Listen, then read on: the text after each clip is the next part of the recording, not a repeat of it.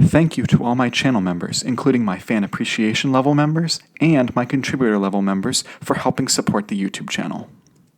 Hello, and welcome to my channel. My name is Jonathan Cohn, and today I am delighted to have Ian Miller here to talk about our favorite Timothy Zahn novels. Ian, thank you for being here.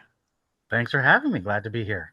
So we are talking all about the novelist Timothy Zahn. I've interviewed him on the channel. I've reviewed a lot of his books. I'm a huge fan. He's my favorite science fiction author. And he writes science fiction as well as media tie-in fiction, which we'll talk about throughout this discussion. But first, Ian, I wanted you to tell us, how did you get involved in reading Timothy Zahn's works? Well, like probably most people, when I was about 9, saw the Star Wars movies. But unlike most people, I actually read the novelizations before I watched the movies. So for me, Star Wars has always actually been a book thing as much as a movie thing. And immediately after I read those, and then saw the movies, I read the Carillion trilogy by Roderick McBride Allen. And that set me off on my lifelong love of Star Wars novels. It was actually about 2 years before I read the Heir to the Empire series, but when I did, it was an instant favorite just because Mhm. the main characters from the movies were so well drawn, and Mara Jade really drew me in as a character. Yeah, I think the vast majority of Tim Zahn readers started with Heir to the Empire. I'd be willing to bet it's over 90% of his readership because his Star Wars stuff is his best selling, and it's really good. His Star Wars stuff, it is. When you hear him talk about the risks they took with hiring him and doing Star Wars in hardcover in the 90s when everyone thought it was a dead franchise. They talk about the big risks and then how impressive it was and how it was a number one bestseller and stuff like that. So yeah, Heir to the Empire was just so seminal because again, you got the original characters correct. He also did a great job with the new characters, and then the plot is fun. The villain Thrawn, of course, is great. And that's that whole trilogy. It's so epic. It's so big. It is. I think one of the reasons that it is endured as a seminal piece is not just because so many people read it, but because it feels huge as a single trilogy. They've done bigger series in terms of number of books, but very rarely has an individual trilogy felt as huge as the original Thrawn trilogy. Would you agree? I I think the only thing, difficult, because there's two other things that I think rival it. I think Hmm. Hand of Thrawn and New Jedi Order both kind of rival it in terms of Yes. scope. Yes, in terms of scope. But I think for New Jedi Order, it has a cheat because it is 19 19 books. books. If they had tried to do New Jedi Order in three, maybe it would have the same impact. But I mean, that's um, just Black Fleet Crisis, and it wasn't as good. no, Black Pete Rice was not as good.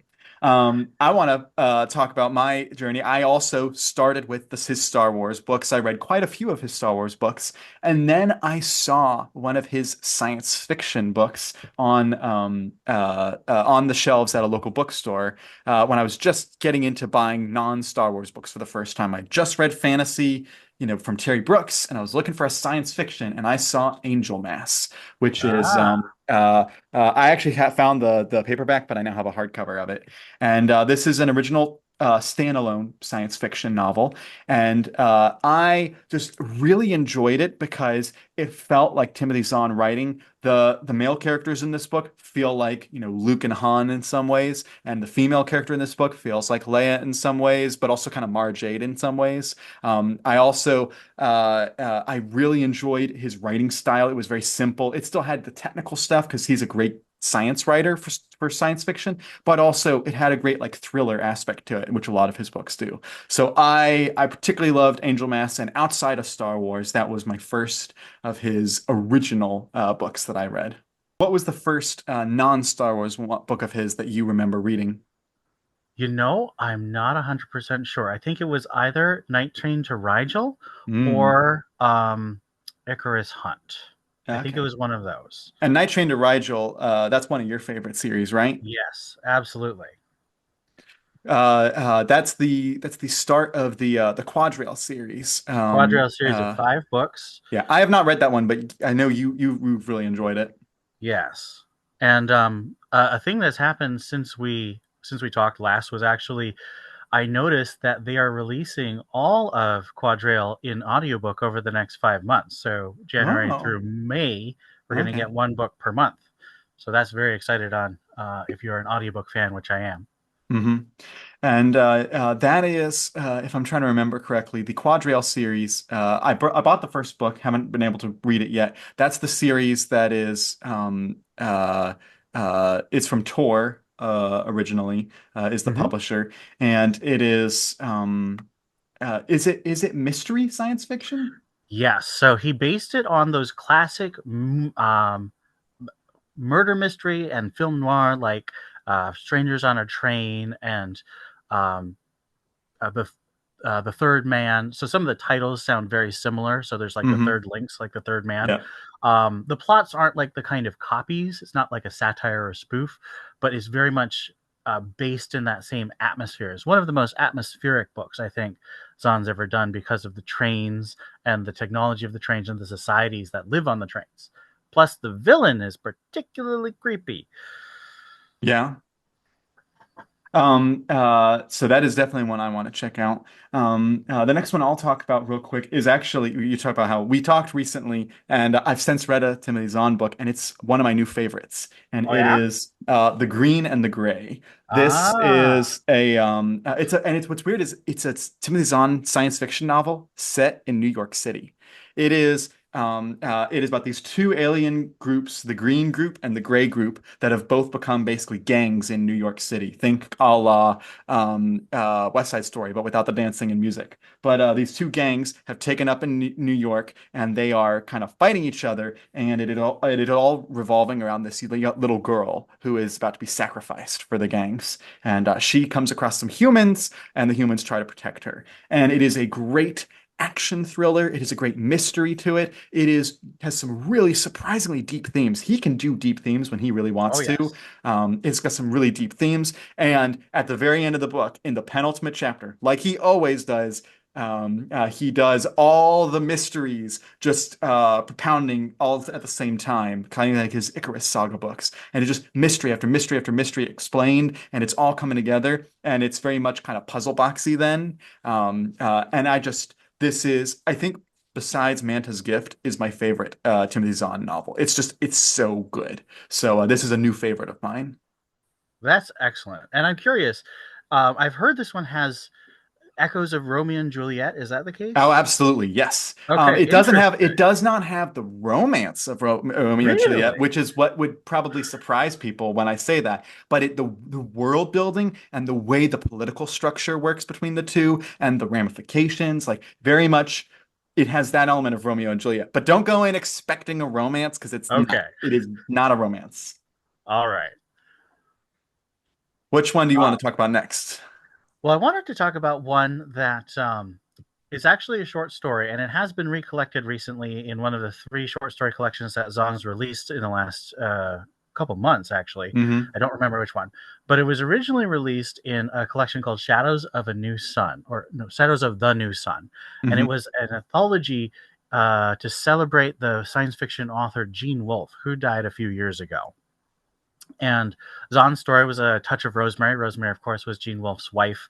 And so it was in honor of that relationship. And Zahn also tells some stories about his experiences with Gene Wolfe at science fiction cons. Uh, Star Wars fans will also appreciate that Mike Stackpole and Hmm. Aaron Alston, and I think Kevin J. Anderson, but I'm not 100% sure on him. They contributed stories to this as well as Gene Wolfe contributed to news stories. So if you're a fan of Wolfe himself, it gives you a really nice introduction to his short fiction. That's quite a stacked group to be all in one collection. That It is really is. nice. I have the ebook. I'm thinking seriously about getting the hard copy to get signed next con I go to. Mhm. Well, the next Star Wars books I thought I would go to is talking about his Canon Thrawn trilogy. So most people know, he has the original Thrawn trilogy, which is really more now known as the Heir to the Empire trilogy, and then you have the Canon Thrawn trilogy now, which includes the books Thrawn, Alliances, yeah, you got the books, and Thrawn Treason. And personally, as a single book. Thrawn is just it's just such a superb mystery, such a superb military science fiction book, and also just such a great characters with Eli Vanto as like the Watson sidekick type. I thought he was great in that book. I also personally think Thrawn Treason is also really good, like almost on the same level as Thrawn. I thought Thrawn Treason also did a great mystery, had some great action, Imperial world building. Aralani is in that one, and she's great. The one weak one in that trilogy I thought was Alliances. I didn't particularly like Alliances as much. I thought it was okay. I don't think it's like a bad book. I just don't think it's a good one, especially when you compare it to the great, complete list of Timothy Zahn novels that he's written. So, but you've read this trilogy, right? Yes, I actually like all three. I think my favorite is the first one, and then my second favorite is actually the second one. Not to say I think that Treason is bad, but I really liked how Zahn wrote Darth Vader and Anakin and Padme. I thought that he had really fun ideas about how to portray them, especially when Vader is thinking about his past life. I thought that was something I hadn't seen before. hmm Yeah, and Vader is, I think Vader is handled well in that book. I just feel like the pacing, the way he designed the two timelines, it just to me, it just didn't work quite as well. But it's got some cool ideas. And I'm going to Galaxy's Edge in a few months, and he was the first person to get to reveal information about Galaxy's Edge in Thrawn Ah, Alliances, which is pretty funny. So, which one do you want to talk about next? let's go to his one of his non-Star Wars media tie-ins, and that would be Yeah. his Terminator novels. Oh So yeah. these are based on the fourth movie in the franchise, Terminator Salvation, which hmm is actually my least favorite movie in the franchise. It has a lot of good stuff going for it, but I just think as a movie, it kind of falls flat. Yep. But one of the nice things is Zahn was able to take a lot of the things that I had trouble with in the movie, and he develops characters. I mean, that was hmm one of the big things the movie wasn't able to do, is just zoom through the action so much. It didn't have the characters, and this book really dives into all the characters, and it also, of course, dives into a lot of the world building. Now, Timothy Zahn has said he doesn't like time travel, so people who also don't like time travel will be relieved to know that these Terminator books have no time travel. Yeah, It's it's completely set in the future. it is also funny that like he and Aaron Austin were on a panel once and they were talking about their dislike of time travel and people were like, "Hey, and you guys are Terminator authors." They're like, "Yeah, we know." So that is funny. I have not read those. I've seen them at my bookstore. I just haven't gotten to them yet because I've never watched the Terminator movies. It's a worthwhile But series. Yeah, but I'm a fan of tie-in fiction, and I'm a fan of Timothy Zahn, so it's like perfect for me. And maybe that'll be the thing that finally gets me to watch the Terminator movies, is so I can, get into the books and stuff. Keeping with his non-Star Wars for a moment, I want to talk about one of his series that I thought was just okay, and that is his Sibyls War trilogy. He had the books Pawn, Knight, and Queen. It was a three-book series. He originally outlined this series to be a five-book series. And then after writing the first book, Tor basically told him, no, you can only do three. And so he had to kind of, scrunch stuff into three books and three short books too. These are some of his shortest novels. And so everything feels rushed in them, but at the same time, I still enjoyed the experience. I really enjoyed this trilogy is about a girl, a young woman, I should say, who is basically taken out of, she's abducted by this alien race on this spaceship that she has no idea what it is, where it is, what's going on, and inevitably finds herself in the middle of a war, and that she has special powers. And so she basically has to take over the ship and try to win the war type stuff. And that's the premise of the trilogy. And while as a trilogy, when I look back on it, it kind of felt flat at the end. I thought that it was enjoyable in the moment of reading it. So you might still get enjoyment out of that trilogy. Which one do you want to talk about next? I want to talk about StarCraft Evolution. So I am Yeah. a big fan of the StarCraft story and world. I'm not a good player, so anyone's like beat me. I'm like, you would beat me. I'm not a good StarCraft player. Um, but I, being a fan of the StarCraft world and story, and a fan of Tim Zahn, I was really excited when they announced this. And I would say it's not bad. I think it definitely feels like one of the most media tie-in books in that he was very limited in what he could do and the characters Hmm. he could use. I found most fun in the places where he was allowed to breathe, where he created like some of the Space Marine characters, and of course these aren't named characters, so he could have their stories feel a little more free and loose, and so those were fun. I did like how he used the main characters from the video games, and I loved the technology that he used, both the Zerg technology and the Protoss and the Terrans, that interaction. So definitely not bad, but it definitely suffers from that tie-in problem that sometimes they do. Yeah, and I was actually very surprised when I learned he was doing a Starcraft novel. But his track record for doing media tie-in fiction is excellent.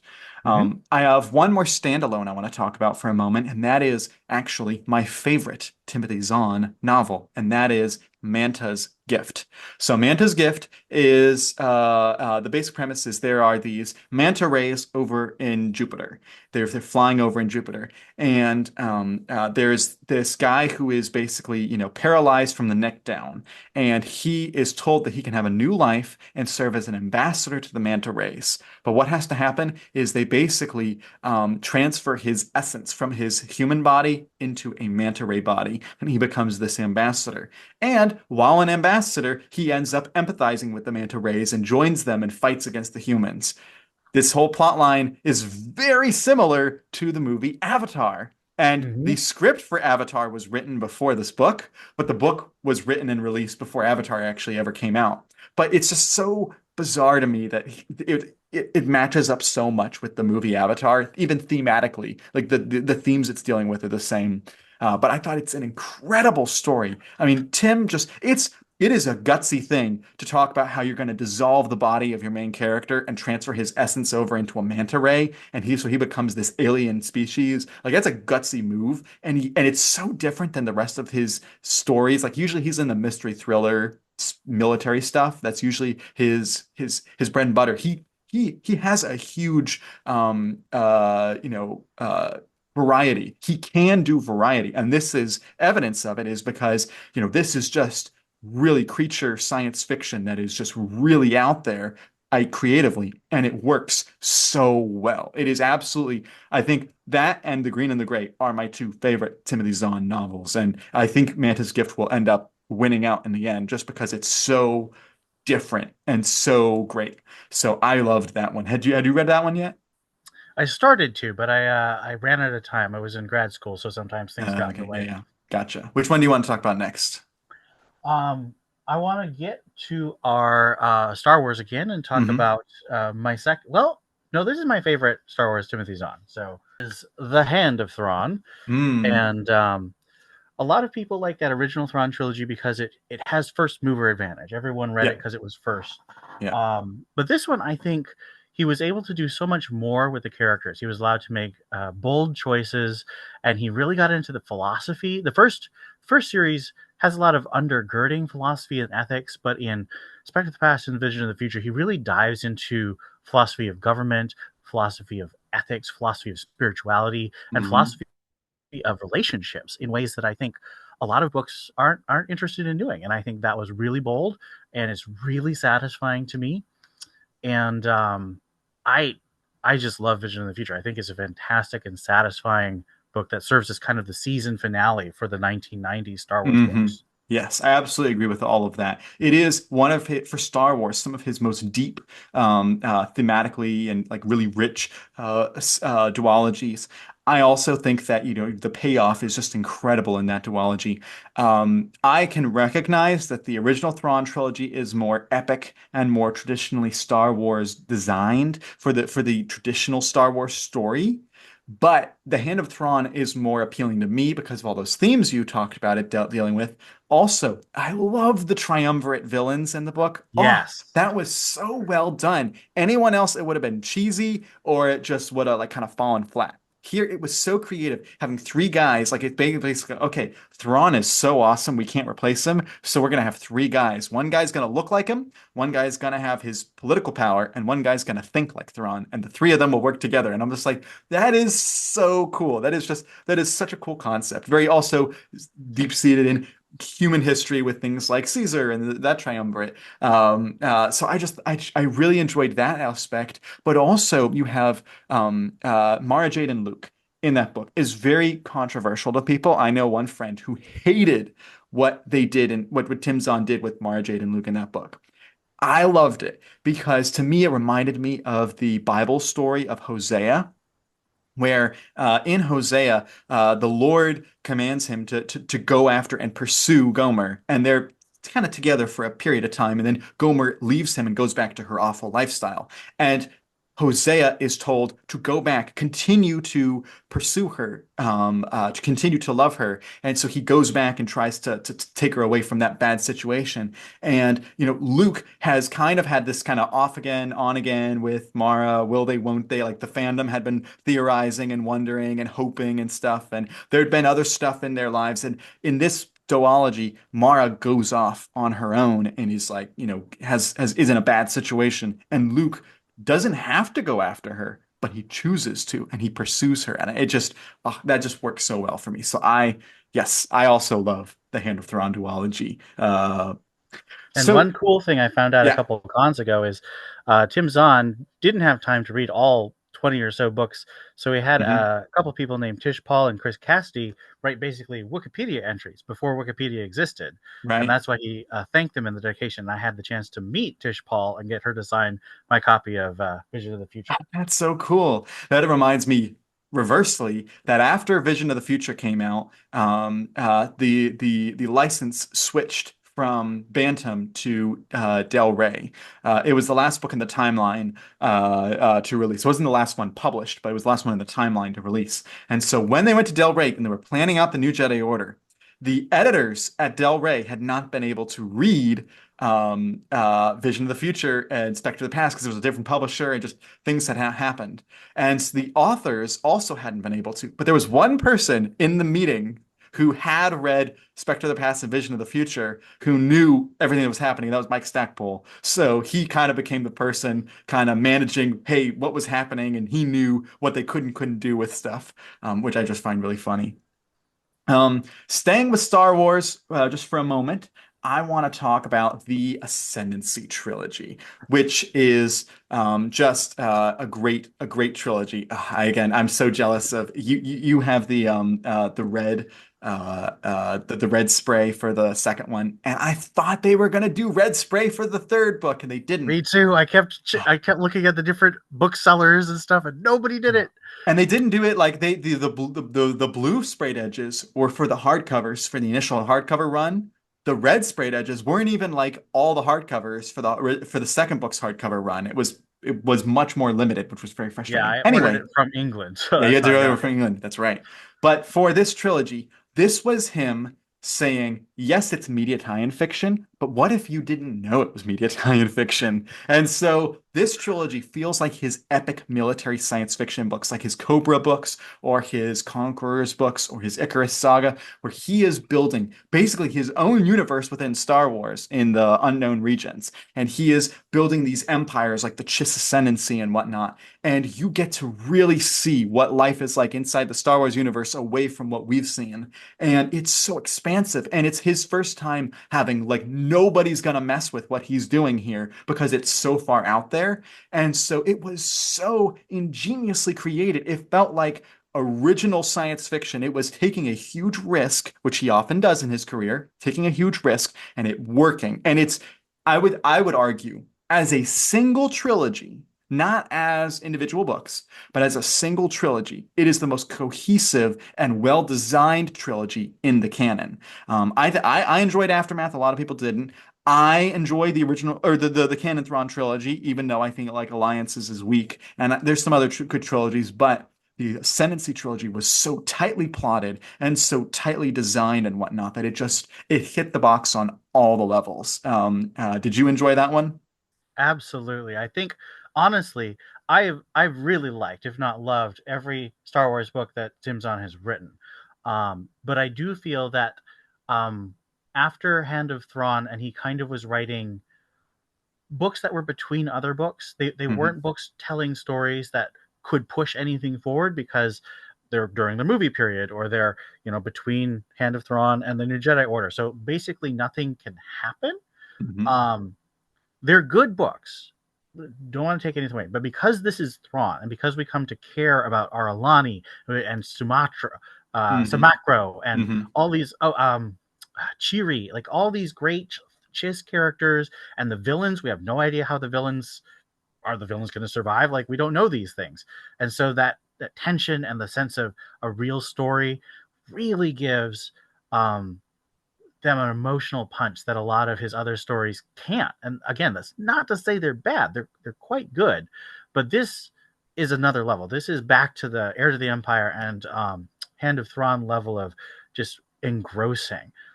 Plus, the tie-in to Outbound Flight. Even though I'm not the biggest Hmm. fan of Outbound Flight, the effect it has on Thrawn as a character is just phenomenal. Such good emotional writing there. Yes. Yeah, when we talked previously, you had mentioned you weren't the biggest Outbound Flight fan. I am because I just, as a standalone, I think it's really good, although technically it's kind of part of a duology with Survivor's Quest. I read it out of order. I read Outbound Flight first and then Survivor's Quest. And so Survivor's Quest really was kind of sour for me because I was like, I already know what the mystery is. I'm already, it didn't do that much for me. But Outbound Flight was just so creative. He's writing in the prequel era. He is connecting stuff from Hand of Thrawn. He is writing the character of Thrawn himself. He's also just doing like this, sending the Jedi off on this mission outside of the regular Star Wars universe. Really, I thought really creative. But I know, yeah, that's it's not everyone's favorite. Did you not like the Jedi character that was in that one? See, the thing is, I like Lorena. The problem is, I hate her journey because she just Yeah, gets dumped on for the entire book. And that's true. like, I like her choices in the end, but they're so sad. Exactly. So sad. I will say that yeah, it is really sad at the end. It does have one of my favorite scenes in Star Wars when Palpatine realizes that Anakin is on the ship. And then he basically just hightails it out of his office to try to go stop it because he's like, crap, crap, crap, crap, crap, crap, crap. That's My plans, they my cannot be plans. defeated. Exactly. Hilarious scene because you know when you're reading it, Palpatine is Sidious, so it's Sidious, but it's also Palpatine. Oh, it was hilarious scene. So I love that one. I'm going to quickly suggest that we talk about one of his other big series that's currently ongoing, and that is the Icarus Saga, which I know you're also a big fan of. Why don't you talk Big about fan. Icarus Saga for a moment? Yes. So Icarus, of course, started in 1999. It was and remains one of his most popular books that he's ever written outside of Star Wars. Like a lot of Hmm. Star Wars fans read it, and I think that's because it's got a real sense of scope. Like the universe is very vast, lots of great aliens, but it's also got that kind of Han Solo Hmm. rogue heist feel to it, which I think people really dig. And it's a really nicely constructed puzzle. And so he couldn't think of a sequel for a long, long time. And then back in like 2021, after he finished up the Thrawn Ascendancy trilogy, he was like, I have an idea. But they said, don't do a direct sequel after 20 years. That would be a Right. bad idea. So he set the series about 10 years later with a brand new set of characters, with the old characters making cameo appearances. So they're very important and you find out what happens to them. Hmm. So that's satisfying. But he develops this whole new set of characters, particularly Jordan and, no, not Jordan. Oh, what's his Gregory name? Rourke. Gregory and Celine, who Hmm. are he loves these human alien man woman team Yep. ups. Yep. Same thing happens in the Night Train to Rigel series, the Quadrail series, Hmm. and it's just such a phenomenal set of heists. It's just uh, 7 heists in a row, and they're all really great. And the characters and the world building are really fun. Although you, of course, have a desire for one of those characters, for two of those Yes, characters. yes, I do. I do have a personal desire for those characters, and I'm really nervous that it will not come to fruition in the final book, which you've read, so you have to keep your poker face about what happens to them. But I've enjoyed following this series. The first book was written with Bantam back when he was writing for them, and then the new books are all written for Bane. And during COVID, back in 2020 and 2021, he had all this time that he normally goes to conventions because he is a prolific convention attender. But he had all this time that he would have normally gone to them and he couldn't anymore because none of the advantages were happening. So that's when he wrote these books. So he wrote them all back to back to back to back really fast. And then he was able to turn them in crazy fast. And so that's why we've been able to get 6 books in like 2 years. It's insane how fast he turned them in. But I love those characters. I love Gregory and Celine. I'm really invested in them. I really want to see what happens to them. The final book, the Icarus Coda, comes out in April, and I will be reading it as soon as it releases. You read the E-arc. I'll read it when the hardcover comes out, but I'm I'm impatient. I've read all super of them in E-arc. yes. I love that Bane does that though. That's a great Yes. feature. Because you people like you can hype up the books if you like them or way early. But yes, I love this series. It's very puzzle boxy. It's very like you cannot just this is not light reading in the sense of I'll just pick it up right before bed. Like you should be thinking about the Icarus Saga while you're reading it because there's all these clues and mysteries and stuff. But at the end, kind of like in The Green and the Gray, he has all the mystery just unraveled super fast. Boom, boom, boom, boom, boom. All this mystery comes out at the end of every book. And they're also kind of standalone. So you can kind of pick one up in any order theoretically. But if you read it starting with the Icarus Hunt and then reading through the whole saga, I think you really feel payoff with it. I really feel like you get so much out of the story if you read it in order. But yes, I think it's a great series as well. Do you have another book or series you want to touch on? Well, we've touched a little bit on it, but I want to touch fully on it. Survivor's Hmm. Quest. Yeah. This I really like. It is what I was. It basically only has two of the main characters, Luke and Mara. No Yep. Han and Leia. No New Republic because they're off in basically unknown space with mostly Chiss and a couple Imperial stormtroopers. Um, but it is, I think, a wonderful coda to the Hand of Thrawn. You get to see what Luke and Mara's marriage is like through Zahn's Hmm. eyes, Yep. and it's very warm and very sweet. Not a lot of overt romance, but a lot Yep. of just partnership and trust and affection that I really enjoy. Plus, it shows Luke at his most peaceful and powerful. So he's mature. He's seeking the good of the galaxy and the good of the people around him, and it's so inspiring. I think it's one of the best portrayals of Luke that's ever been written. Oh yeah. I do agree that their relationship is written really well in that book. It's just that the overall plot of it just personally fell flat, but I understand why. We can love the opposites. I love Outbound Flight, and you love Survivor's Quest.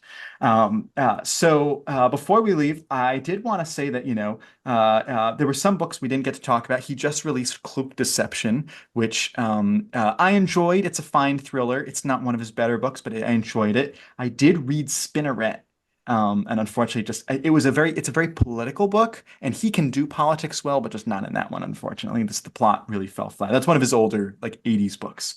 And then his Cobra trilogy is just so huge. And his Cobra trilogy, he basically tells the first book from the perspective of the humans, and the second book he tells the perspective of the aliens. And then the third book is both. But it was such a bold, creative military type science fiction story where you have this huge war going on, and you've followed the humans this whole time. So you view the aliens as the enemy. And then you read the entire second book from their perspective. Oh, that was so creative. Have you read the Conquerors trilogy? I have not. I'm waiting for the first book. I have the second book from the library. I'm waiting for the first book because I kind of want to read them in that In order. order. Yeah. Um, Yeah. but once I get it, it's on my list. Yeah. Do you have any more books of his you want to touch on real quick? I do recommend all his other Star Wars books, The Hmm. Choices of One, Allegiance, Duology, and Scoundrels. A lot of people don't like Scoundrels, but I like a good heist. It has Hmm. tie-ins to Race Squadron, and so I think it's Yep. really fun. Plus, I have the short story that he wrote that ties into Scoundrels here in this short story collection that I also did get signed by him. So very fun. Yeah. I have that same one up on my shelves up there. Can't reach it now, but yeah, I have it too. You have the Um, first one?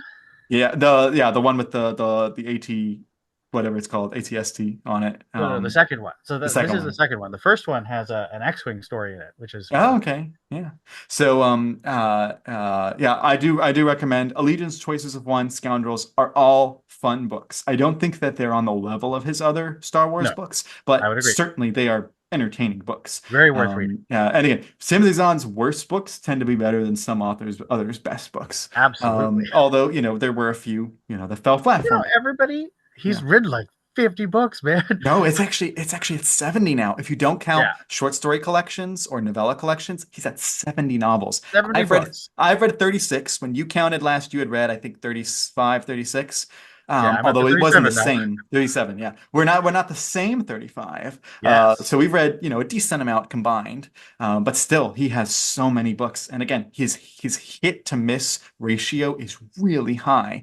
And he is able to write such a vast type of science fiction, military science fiction, mystery, thriller, tie-in science fiction. I mean, some romance. He's not the most heavy romance, but he can do it once in a while. So I just am always so impressed by his work.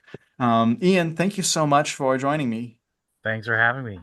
And you can find Ian's channel linked in the description. And until next time, I'm Jonathan, and thank you for watching.